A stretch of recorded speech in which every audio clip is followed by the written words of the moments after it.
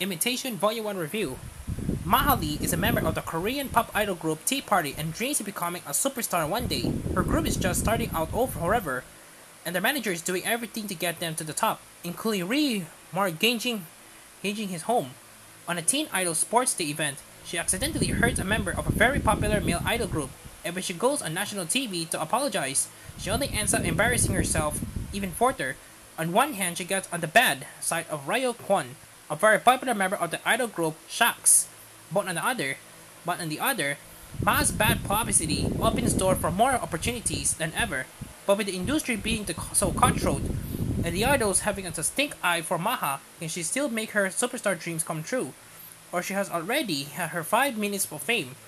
Imitation started off as a Korean webtoon, eventually adapting into a Korean TV series, which you can watch for free on Rakuten, and making its way into manhwa volumes. Kyung-ran Park started off as an artist, working on series such as Max, before making her first original work, Imitation, in 2014. The original webtoon has received praise and been translated into many English languages, but this is the first English print release, and according to the author's notes, at the back of the book, it was a story she drafted years earlier that was darker and more serious, but was abandoned before being adapted into the lighter romance manhwa we have today. But is this version of the story any good? If you're writing off the hang of Oshinoko and want to dig into another series, so that looks like into the darker side of the entertainment industry, then Imitation may tickle that itch, but it's not nowhere near as deep or as cynical. Imitation, however, does have two viewpoints in the series and help bulk out the intrigue. We have Maha, Viola debuted 1 year before the story starts, so is still finding her way around the politics and such on the industry. Then we have Raya Kwan, who is not only in a very popular boy group before the story begins, but his group had a scandal which had been a career ender, yet made it through the other side, so he knows how merciless an industry can be.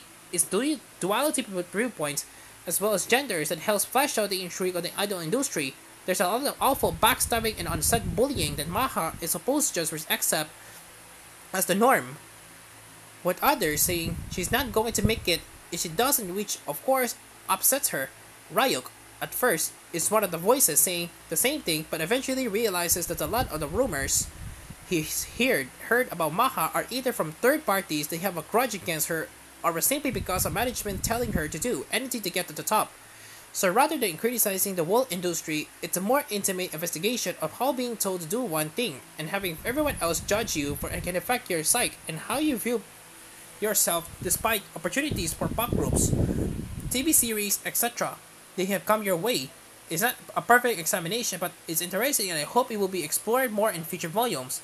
Imitation is apparently Kyung-ran Park's first attempt at writing her own series, and I cannot find any source says to state whether she made any other series after this.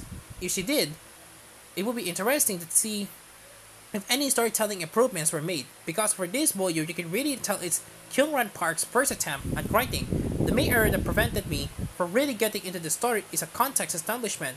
If there isn't any, the story jumps right into the Idolport Sports Day, and very haphazardly tries to sweepingly explain the different idol groups we follow across the story, Tea Party and Shax, plus one solo singer, but it really fails to properly set up the groundwork of those characters are and why the reader should care. There is a character sheet on the first pages of the book, but it shows so much useless information at you. Their weight, height, birthday, etc. that they absorbed none of it. It did not help but distinguish between the large cast of characters and where they are in their idol careers. There's one egregious attempts at information dumping on the reader just a few pages into the book, poorly explaining the Shaq's scandalous background on one page, with the drawing of the love interest Ryuk and the sexy pose. But it doesn't hide the fact that the background story dump is done poorly, rather than moving into the narrative naturally. I had to double check multiple times that it was, in fact, reading volume 1 of this series because I kept thinking that I must have missed a volume somewhere. The type of establishing context also applies to the art. About a third into the story, Ma is sitting outside and waiting for a ride home, very down on herself, but Ryu arrives, sees her by herself, and wonders whether to comfort her or not.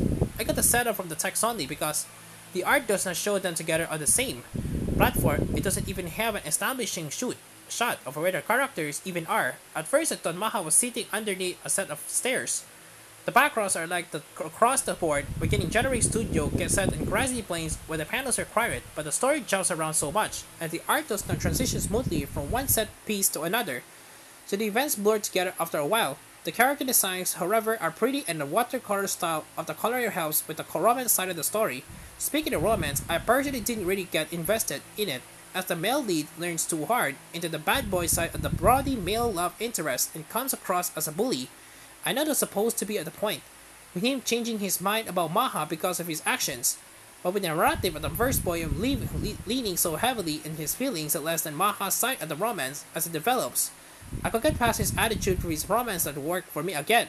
Again, this may improve in future volumes, but in the first book, which leans heavily into building this relationship, it's a very rocky start. There's no name noted down for the translator, only the company CNC Revolutions, who have translated a ton of other manhwa.